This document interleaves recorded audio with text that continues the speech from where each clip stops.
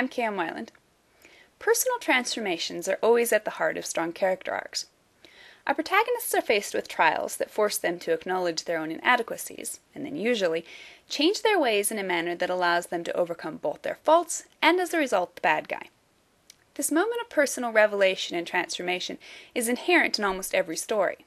Without it, your character remains static, your plot falls flat, and readers are left to wonder, why did any of that matter? But including a transformation isn't enough in itself. You have to offer visible proof that your protagonist has changed. Ideally, you accomplish this subtly, gradually, and believably over the entire course of the story. But you'll want to drive the point home in two important scenes. We'll call them before and after scenes, and we can find an obvious, if a bit heavy-handed example in the recent superhero blockbuster Thor. Within the film's first 20 minutes, we're given a prime before scene, which shows the protagonist's faults of arrogance, intolerance, and recklessness through his misguided attack on a neighboring kingdom. Viewers are left without any doubt of the protagonist's flaws, but without an after scene to bookend it, this original scene would be useless.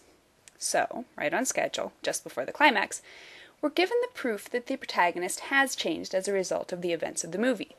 When he chooses self-sacrifice over useless attack, kindness over arrogance, and forgiveness over intolerance, by offering to surrender himself to his brother's anger in order to protect others, we have no reason not to believe in his radical personal transformation.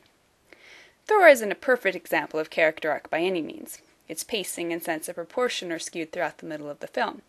But in these two scenes, it offers us an imitation-worthy example of how to prove a character's change of heart.